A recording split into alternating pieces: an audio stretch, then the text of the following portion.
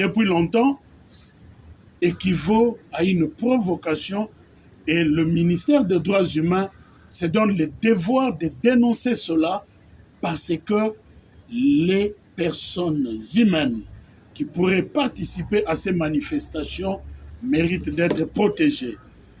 Bienvenue à Télépresse officielle, à quelques jours de la marche nationale annoncée par l'opposition pour le 8 juillet prochain à Kinshasa. Le ministre des Droits humains rappelle à la responsabilité aux organisateurs et la préservation de la vie humaine. Une réunion de sensibilisation s'est tenue ce mercredi 24 juin 2026 au ministère des Droits humains avec le représentant de la société civile, aux ONG, des confessions religieuses et plusieurs acteurs sociopolitiques. L'objectif de cette rencontre est de prévenir tout risque de violence à l'approche de cette manifestation contre l'éventuel changement de la Constitution et la question du troisième mandat présidentiel. Le ministre des Droits humains, Samuel Mbemba, a insisté sur la nécessité de protéger la population et d'éviter toute situation pouvant conduire à des pertes de vies humaines. Il soulève sur le choix de certains sites stratégiques de la Gombe comme point de chute. Le ministre des Droits humains appelle aux autorités organisateurs de cette marche de demander par écrire l'autorisation avant de heurter la commune de la Gombe pour éviter de débordements et expose les habitants et les infrastructures. Nous venons d'avoir réunion avec les représentants des partis politiques, de la majorité, de l'opposition, les représentants des ONG de droits de l'homme, dont ACAJ, Azado et Nouvelle Société Civile, ainsi que les représentants de toutes les confessions religieuses.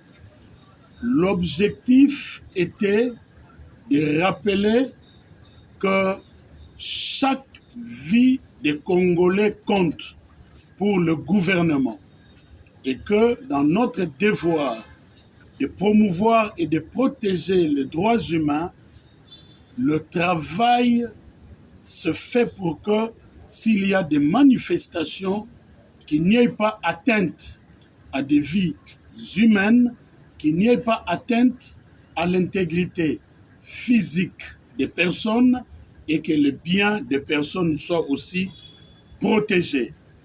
J'ai rappelé à cette occasion le contenu de l'article 26 de la Constitution qui dit « La liberté de manifestation est garantie. Toute manifestation sur les voies publiques ou en plein air impose aux organisateurs d'informer par écrit l'autorité administrative compétente. Nul ne peut être contraint à prendre part à une manifestation. » Et après le rappel de ce texte, nous avons évoqué ensemble la question des manifestations en rapport avec le changement ou la révision de la Constitution. Nous avons confirmé que le gouvernement garantit la liberté d'expression, mais celle-ci ne doit pas être synonyme d'injure. Nous avons aussi confirmé que la liberté de manifester selon les textes est aussi garantie et que, partant de cela, tout est mis en œuvre s'il y a des manifestations, pour autant que celles-ci soient réellement pacifiques et que leur objet soit justifié, ces manifestations seront encadrées. Nous n'avons pas manqué de signaler ce que nous apprenons de plusieurs sources concordantes. Nous apprenons que dans le cadre des manifestations à venir, dont celle prévue le 8 juillet, il y aura atteinte à des vies humaines des participants. Et cela sera fait pour qu'on puisse les mettre sur la responsabilité des agents publics. En clair, ce sont les organisations de la manifestation eux-mêmes qui s'apprêtent à créer ces forfaits pour après les mettre sur la responsabilité des agents publics. Et nous dénonçons cela parce que pour nous, ministère des droits humains, les droits de chaque Congolais comptent. Les manifestants que vous allez recruter doivent manifester et retourner dans l'intégrité physique et leur vie intacte. Nous avons relevé également que in tempore non suspecto, la zone de la Gombe ou la commune de la Gombe avait été déclarée zone neutre. Rien à voir avec les manifestations actuelles, mais c'était pour des raisons de sécurité. Donc les manifestations à organiser ne doivent pas être des actes de provocation parce que aller dans une zone déclarée neutre depuis longtemps équivaut à une provocation et le ministère des droits humains se donne le devoir de dénoncer cela parce que les personnes humaines qui pourraient participer à ces manifestations méritent d'être protégées. Finalement, en ce qui concerne l'objet de la manifestation, parce qu'il s'agit de la liberté d'expression, liberté de manifester, nous avons indiqué que la manifestation prévue le 8 va être organisée parce que les organisateurs sont contre le fait que les élus du peuple, députés nationaux et sénateurs, ont décidé de voter une loi référendaire qui va permettre au peuple d'entrer dans les débats démocratiques concernant le changement ou non de la Constitution.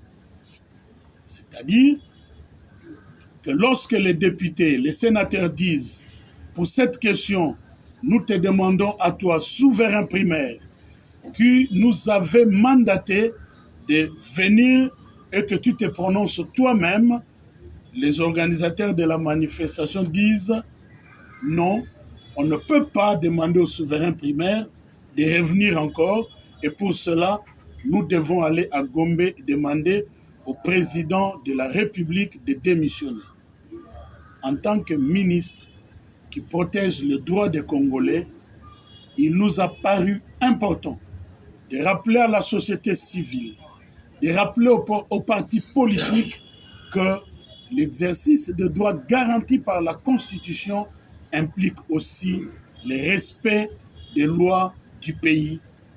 Là où commence votre droit, là où s'arrête votre droit, c'est là que commencent les droits des autres et que tout doit se faire dans l'harmonie.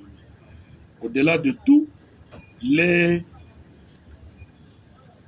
représentants qui ont pris part à la réunion ont proposé qu'il y ait un cadre de concertation